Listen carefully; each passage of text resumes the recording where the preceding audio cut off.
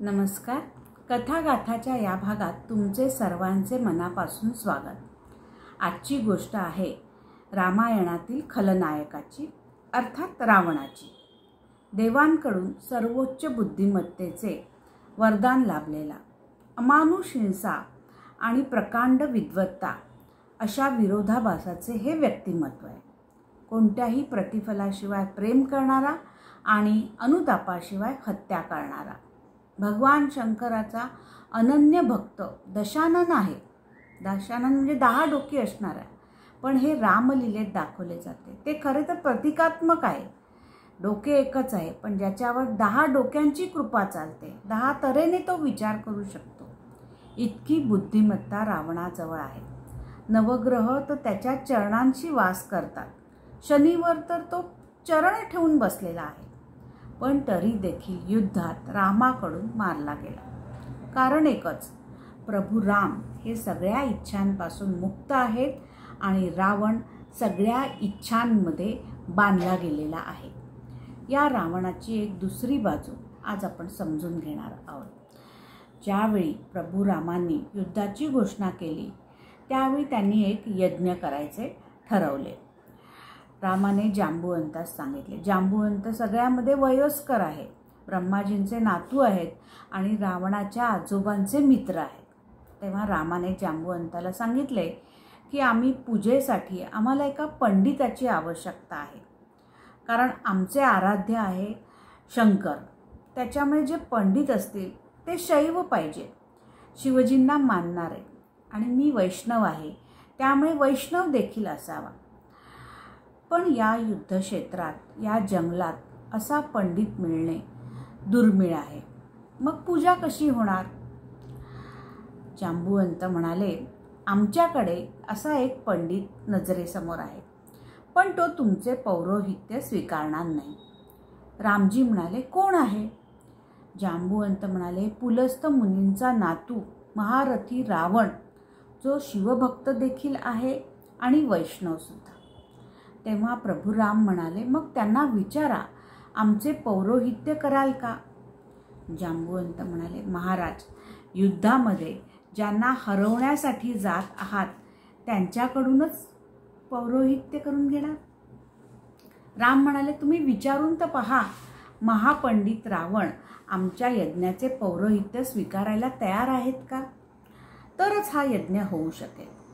आता प्रभू रामचंद्रांच्या गोटातील ही बातमी रावणापर्यंत पोचली की जांबुवंत त्यांच्याकडे रामाचा संदेश घेऊन येणार आहे. रावणाने आपल्या सैनिकांना सांगितले की जांबुवंत आम्हाला भेटण्यासाठी येत आहेत. आमच्या आजोबांचे ते मित्र आहेत, तेव्हा कोणीही त्यांच्याशी गैरवर्तन करू नये आणि त्यांना आमच्या महालाचा मार्ग दाखवा. जेव्हा जांबुवंत महालापाशी पोचले तेव्हा रावण स्वतः महालाच्या दाराशी गेला, त्यांना प्रणाम केला. पितामह, आम्ही आज धन्य झालो. तुमचे चरण आमच्या महालाला लाभले. जांबुवंत म्हणाले, तुमची देखील अतिथी सेवा पाहून आम्ही प्रसन्न झालो. मग रावणाने त्यांना त्यांच्या येण्याचे प्रयोजन विचारले. जांबुवंत म्हणाले, एक इच्छा धरून तुमच्याकडे आलो आहोत. आमच्यासमोर 2 यजमान आहेत ज्यांचा एक यज्ञ करण्याचा मानस आहे युद्धाला सुरुवात करण्याआधी. त्याच्यासाठी त्यांना एका पंडिताची आवश्यकता आहे, जो शैव देखील असेल आणि त्याचबरोबर वैष्णव देखील असेल. आणि मला वाटतं तुमच्याशिवाय दुसरे कोणी हे असूच शकत नाही. तर तुम्ही त्यांचे पुरोहित बनू शकाल का? रावण म्हणाला, जेवढी सूचना आम्हाला मिळालेली आहे त्यानुसार तुमचे यजमान हे अयोध्येचे निर्वासित राजकुमार राम आणि लक्ष्मण तर नाहीत? जांबुवंत म्हणाले, होय दशानना, तेच दोघे आहेत. मग तुम्ही त्यांचे पुरोहित बनू शकाल? रावणाने काहीही प्रतिसाद दिला नाही. मग विचारले, त्यांचा उद्देश लंकेवर विजय मिळवणे आहे का? जांबुवंत म्हणाले, होय, हाच त्यांचा उद्देश आहे. मग तरी त्यांचे पौरोहित्य स्वीकाराल? रावण म्हणाला, मी केवळ जिज्ञेसेने विचारले. अन्यथा कोणत्याही यज्ञाचे पौरोहित्याचा अस्वीकार करणे हा पंडिताचा धर्म नाही. मी तुमच्याबरोबर येईल आणि त्यांचा यज्ञ पुरा करतील. जांबुवंत विचारले, यज्ञासाठी कोणता मुहूर्त योग्य आहे? मग रावणाने नवग्रहांना बोलवले, त्यांना त्यांच्या स्थानांवर स्थानापन्न केले आणि विचारले, सांगा कोणता मुहूर्त यज्ञासाठी योग्य आहे? मग सकाळी 5 वाजण्याचा ब्रह्ममुहूर्त, ज्यावेळी रावणाचा जन्म झाला होता, तो ठरवला गेला. आता जांबुवंतांसाठी रावण आचार्य झाला होता. त्याने विचारले, आचार्य, पूजेसाठी काय व्यवस्था करायची आहे? काय सामग्री लागेल? रावण म्हणाला, तुमचे यजमान हे आमचे यजमान आहेत आणि ते तर जंगलात आहेत. जर यजमानांजवळ पूजन सामुग्री नसेल तर पंडिताचा धर्म आहे की पूजा सामुग्री आम्ही स्वतः घेऊन येऊ. मग त्याने आपले पुत्र मेघनाद आणि इंद्रजित यांना उठवले. सांगितले की अशोक वाटिकेत जाऊन सीतेला निरोप द्या की आम्ही त्यांची भेट घेऊ इच्छितो. थोड्या वेळाने रावण स्वतः तिथे पोचला आणि सीतेला म्हणाला, तुमचा पती राम लंका विजयासाठी यज्ञ करत आहे, पण त्याच्याकडे पंडित नाही. तेव्हा आम्ही उद्या सकाळी पौरोहित्य करणार आहोत. पण एका विवाहित व्यक्तीची यज्ञपूजा जोपर्यंत पूर्ण होऊ शकत नाही, जोपर्यंत त्याची पत्नी त्याच्याजवळ पूजेसाठी बसत नाही.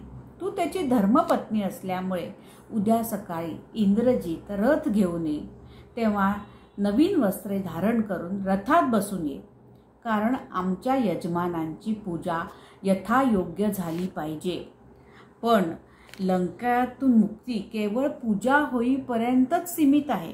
पूजा झाल्यावरती परत रथात बसून तुला अशोक वाटिकेत यायचे आहे.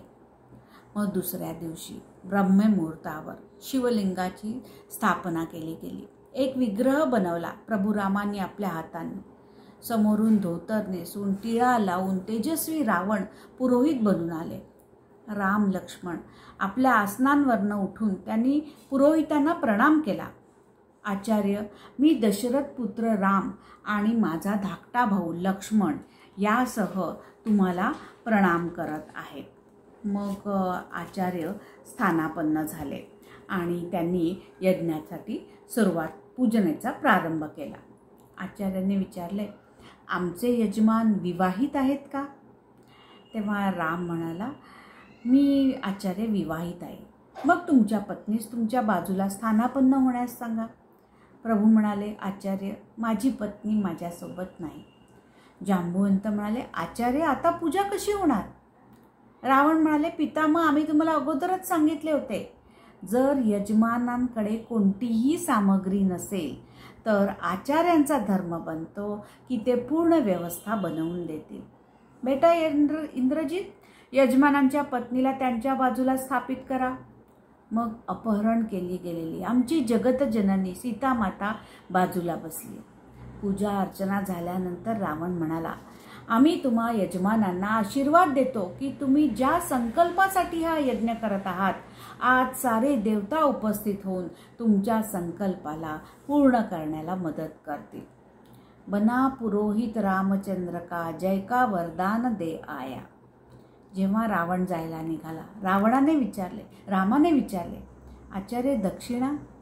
आचार्य हसले, म्हणाले, त्रैलोक्याची सारी संपदा तुमच्या आचार्यांकडे आहे. कुबेराचा रथ आहे. त्यावेळी आमचे यजमान वनवासी आम्हाला काय दक्षिणा देणार? मग यजमान राम म्हणाले, मी रघुवंशी आहे. दक्षिणेशिवाय यज्ञाची पूजा निष्फळ होईल. तुम्ही दक्षिणा मागाच. रावण म्हणाला, योग्य वेळ आल्यावर आम्ही नक्की दक्षिणा मागू. राम म्हणाला, मी देण्यासाठी त्यावेळी असेन किंवा नसेन, युद्धासाठी चाललेलं आहे सर्व काही. तेव्हा आचार्य, तुम्ही तुमची दक्षिणा काय आहे ते सांगा. आचार्य म्हणाले, माझी दक्षिणा हीच आहे की ज्यावेळी आचार्यांचा अंतिम समय येईल त्यावेळी माझे दोन्ही यजमान आमच्यासमोर उपस्थित राहील. बघा, रावणाला माहिती आहे यज्ञ कशासाठी होतो आहे आणि या यज्ञामध्ये त्याने स्वतःहून रामजींचा यज्ञ पूर्ण करण्याचा संकल्पासाठी रावणाचा हातभार आहे. एक अंतर समजून घ्या. राम आणि रावण यांच्यामध्ये फक्त थोडेसेच अंतर आहे. रामाजवळ जे आहे ते पर्याप्त आहे, पुरेसे आहे, भरपूर आहे. आणि रावणाला जे प्राप्त आहे ते पर्याप्त नाही. तर ही गोष्ट आवडली असेल लाईक करा, शेअर करा आणि सबस्क्राईब करा. धन्यवाद.